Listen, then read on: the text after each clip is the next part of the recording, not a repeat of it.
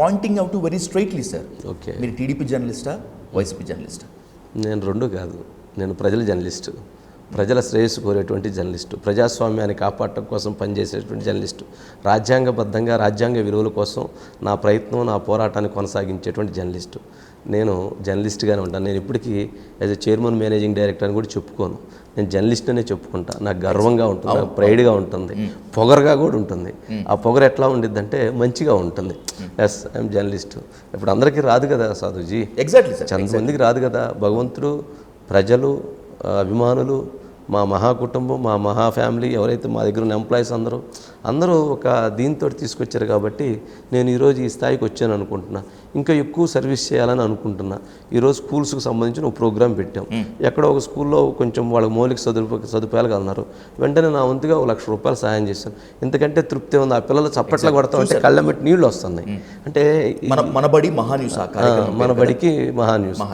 ఏదైనా కానీ మనకు ఉన్నది భగవంతుడు ఇచ్చాడు, ప్రజలు ఇచ్చారు, మనకు చేతనైంది ఎంతో కొంత. నేనే మళ్ళీ అంతా ఉన్న దాంట్లో ఎంతో కొంత, అదే తృప్తి కలిగింది కదా అని నా ఉద్దేశం. కాంట్రవర్సీ ఎప్పుడు నాతో ఉండాలి, నా చుట్టూ ఉండాలి. కాంట్రవర్సీ ద్వారా మాత్రమే మహాన్యూస్ రేటింగ్ పెరుగుతుంది, నా షో రేటింగ్ పెరుగుతుంది. And by the same way ఒక సమర్థవంతమైన జర్నలిస్ట్గా నేను ఎస్టాబ్లిష్ అవ్వగలను అనేటువంటిది మీ సిద్ధాంతం అని చాలామంది ఆరోపిస్తూ ఉన్నారు. కొన్ని షోస్ని కూడా ఉదాహరణగా చూపిస్తున్నారు. సాధు గారు, చాలామంది అయ్యుండి ఉండరు, కొద్దిమంది అయ్యుండి ఉంటారు. ఫస్ట్ అది కరెక్షన్ చేసుకుందాం. చాలామంది, కొద్దిమంది, మీరు చెప్పాలి. నాకు నేను మాట్లాడుతున్న వాళ్ళు చాలా మంది అనిపించారు. Whatever it may be, what is your vision? జనరల్గా కొద్దిమంది ఉండుంటారేమో. అందరి అభిప్రాయాలు అన్నీ ఒకటే రకంగా ఉండవు.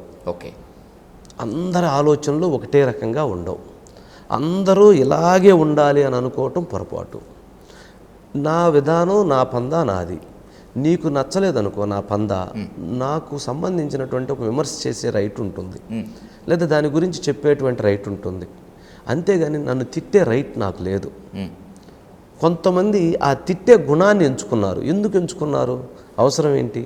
నేను వాళ్ళు తిట్టారని కూడా నేను తిట్టను, వాళ్ళు అలా మాట్లాడారని నేను మాట్లాడను. నా విధానం అది కాదు. నేను బాగుండాలని కోరుకుంటా.